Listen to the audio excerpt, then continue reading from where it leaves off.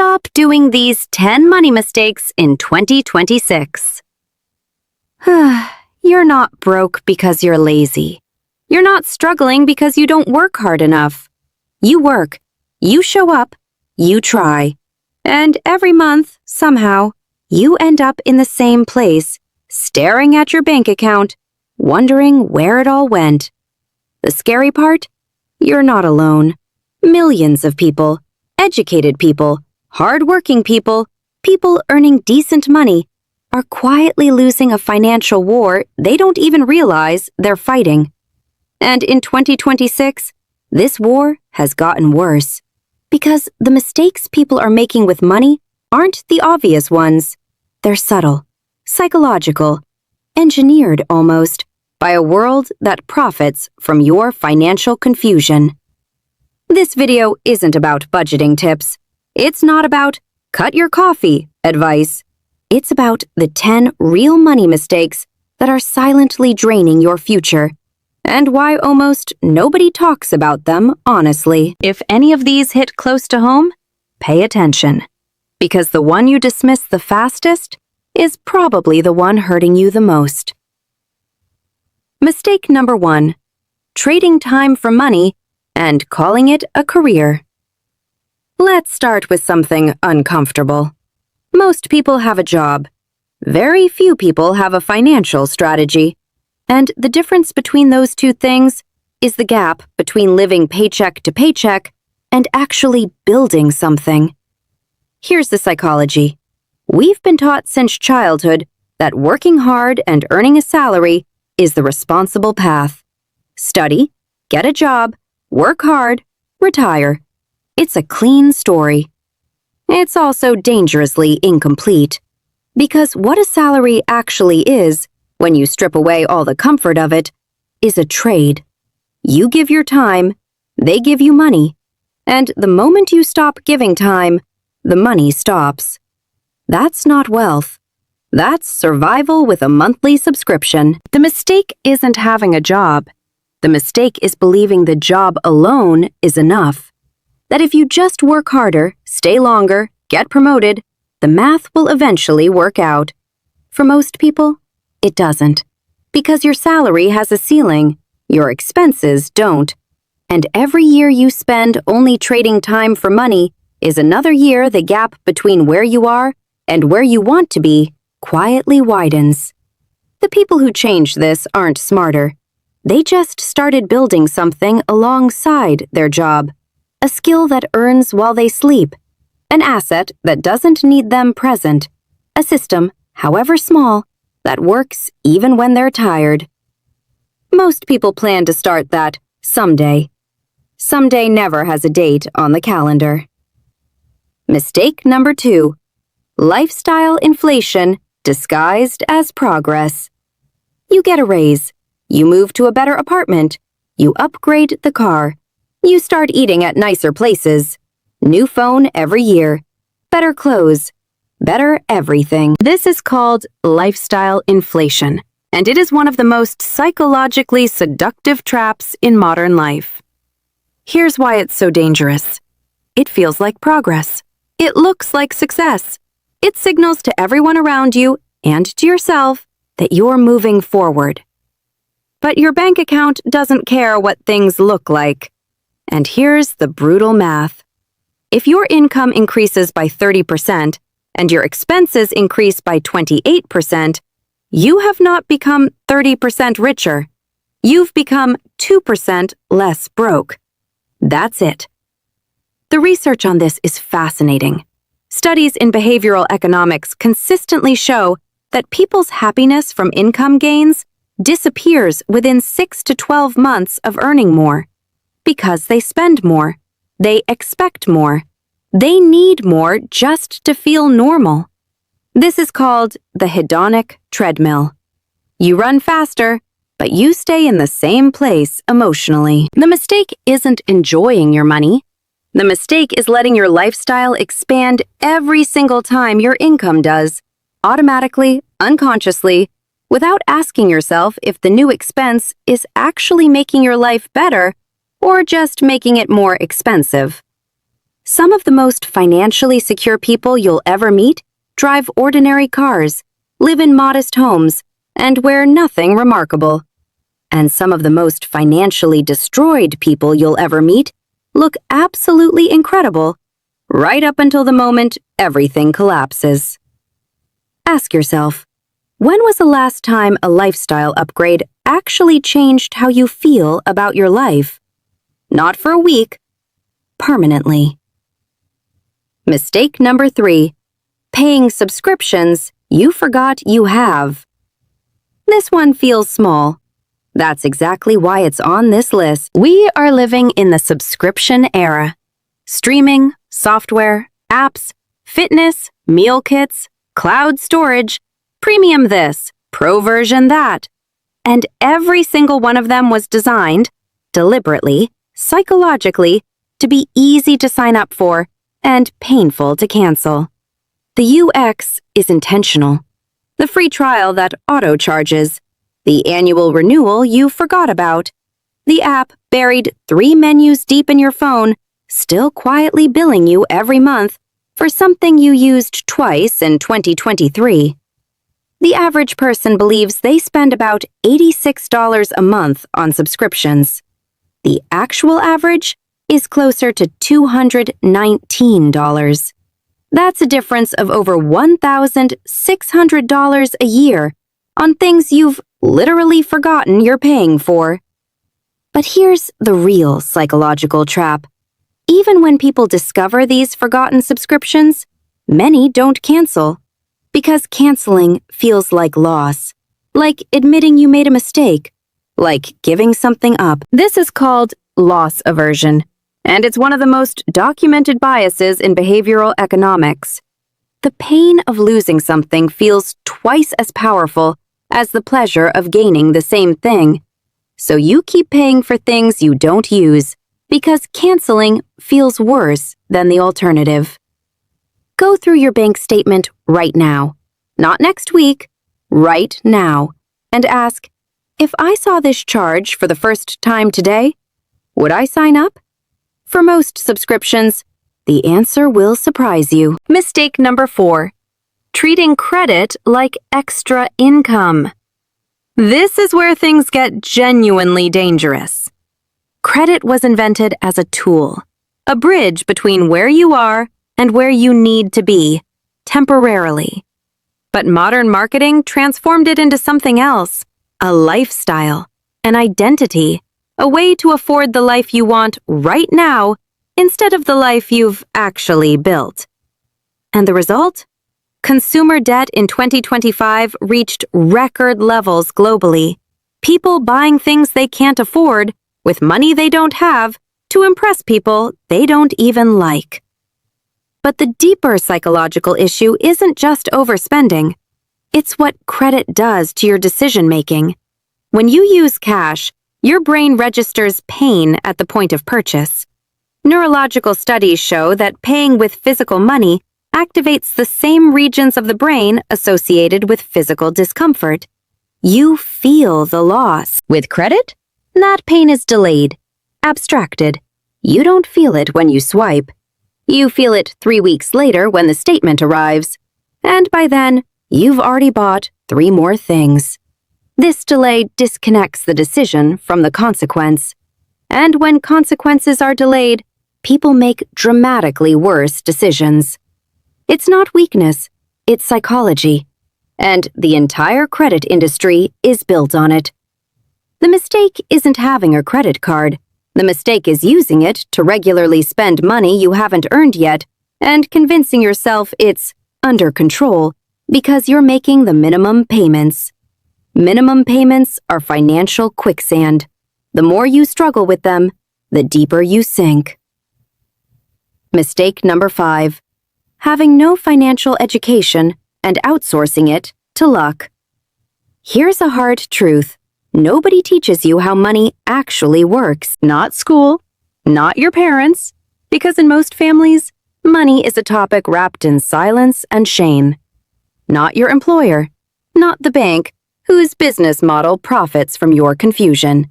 So most people reach adulthood with a full understanding of algebra, the periodic table, the history of distant empires, and almost zero understanding of compound interest, tax efficiency, investment psychology, or how inflation quietly steals from them every single year. And rather than seek that education, most people do something more comfortable. They guess. They follow what their friends are doing. They do what their parents did. They assume it'll all work out somehow. This is outsourcing your financial life to luck. And luck is an unreliable business partner. The people who consistently build wealth, not the lucky ones, the consistent ones, are almost always people who invested in understanding money before they had much of it. They read. They asked uncomfortable questions. They understood the difference between an asset and a liability before they owned either one. Financial education isn't glamorous. It won't go viral. It doesn't feel as satisfying as buying something new. But the return on that investment is the highest you'll ever see. In 2026, there is no excuse. The information exists. The books exist. The people who've documented their exact mistakes exist, for free, online. The only thing between you and financial literacy is the decision to stop treating it as optional. Mistake number 6. Saving without investing and calling it financial responsibility. This is the trap that feels responsible. That's what makes it so common. You're not spending recklessly.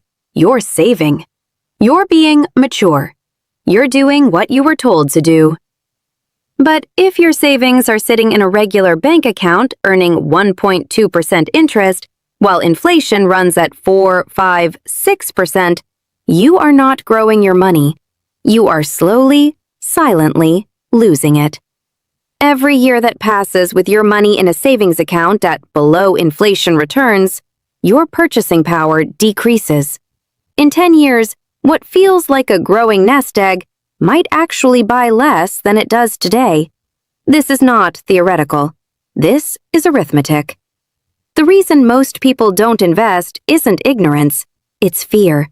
Fear of losing it, fear of the market, fear of making the wrong choice, fear of not understanding it enough. And so they choose the option that feels safe, which is actually the option that slowly destroys them. Investing feels risky because the losses are visible. Market goes down 10%, you feel it. You see the number, you panic. But savings account inflation loss? That's invisible. There's no red number, no alert, no notification telling you that your money quietly lost 5% of its real value this year. So it doesn't feel like loss. And because it doesn't feel like loss, people don't act. You don't have to be a trader. You don't have to understand every financial instrument ever invented. But you do have to understand one thing. Money sitting still is money slowly dying. Mistake number 7. Building someone else's dream and calling it job security. Let's talk about something nobody says out loud at the office. For 40 hours a week, sometimes 60, sometimes more, millions of people pour their best energy, their best ideas, their best working years into building companies they don't own, towards goals they didn't set, for shareholders they'll never meet. And in return, a salary, benefits if you're lucky, and the quiet understanding that none of it, not your position, not your role, not your team, is actually guaranteed. The layoffs of 2023 and 2024 made this brutally clear. People who had given decades to companies, loyal, hardworking, irreplaceable people, discovered that irreplaceable was always a feeling, never a fact. Job security is the most expensive illusion of modern working life. That doesn't mean jobs are bad. It means depending entirely on a single income stream controlled by an entity that does not share your priorities is a financial vulnerability, and most people have built their entire life on top of it. The wealthiest people in the world have multiple income streams, not because they're greedy, because they're not naive. They understand that concentration, having everything depending on one thing, is risk. Diversification isn't just for portfolios. It's for income. Starting something on the side isn't disloyalty to your employer. It's loyalty to your future self. Mistake number 8. Spending to feel rich instead of investing to become rich. This is probably the most psychologically fascinating mistake on this list. There's a documented phenomenon in behavioral economics called conspicuous consumption. The idea that we buy things not for their function, but for their signal. What they say about us. What story they tell the world. The designer bag, the premium car, the watch that costs more than 3 months of rent, the vacation posted immediately, carefully, for an audience that will forget about it in 48 hours. None of this is about the object. It's about the feeling. The feeling of being someone. The feeling of having arrived. The feeling of being recognized, respected, envied. And here's the brutal irony. Most of the people you're trying to impress are doing exactly the same thing. They're buying signals for an audience that's too busy buying their own signals to actually care about yours. This is the status arms race, and nobody wins it because it has no finish line. Meanwhile, the people actually building wealth are usually invisible. They're not signaling, they're accumulating. Their money is doing something while yours is on display. Every rupee, every dollar, every whatever your currency is, spent performing wealth, is a unit that could have been compounding quietly for your actual future. The question isn't whether you can afford it. The question is, are you buying this because it genuinely improves your life? Or because you want other people to think your life is better than it is? Two completely different purchases. Only one of them is worth it. Mistake number 9. Ignoring the long game because the short game feels more real. This is perhaps the most human mistake on this entire list. Your brain is not built for 30-year planning. It's built for survival, for the immediate, for the problem in front of you right now, today, this week. Behavioral economists call this present bias, the proven tendency for people to overvalue immediate rewards and undervalue future ones, even when the future rewards are objectively larger and more important. And the retirement math makes this devastatingly clear. If you start investing at 25, you might need to set aside a fraction of what someone starting at 35 needs to reach the same goal. The math is exponential. Every decade of delay doesn't just add time, it multiplies the cost. But at 25, retirement feels like someone else's problem. At 35, it still feels distant. At 45, it becomes real. And at 55, it becomes terrifying. Most people reach the terrifying stage before they start taking it seriously. And the worst part? The solution isn't complicated. It's not dramatic. It's not exciting. It's boringly simple. Start, even small, and don't stop. Let time do the work that talent alone can't.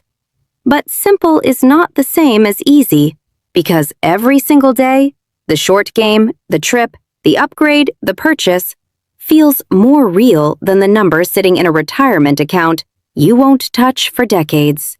We are wired for now. Building wealth requires rewiring that instinct. And that's not a finance problem.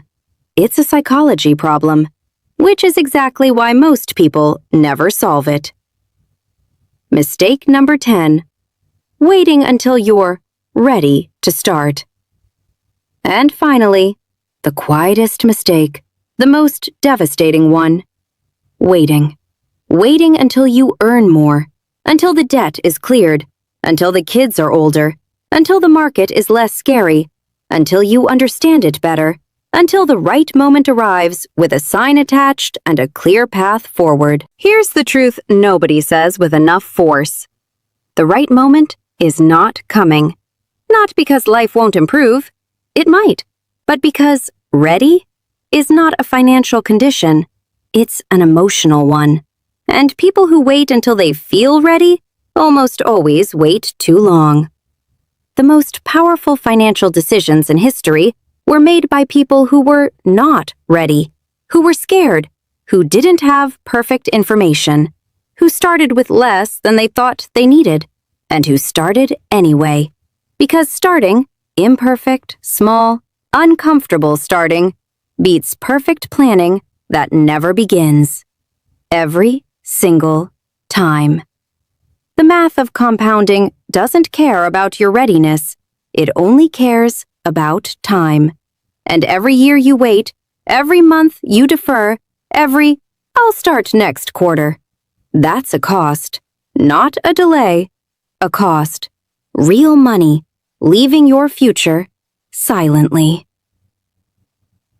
So here's where we are. 10 mistakes, 10 patterns, 10 quiet ways the financial game is slowly being lost by people who are trying their best and wondering why it's not working.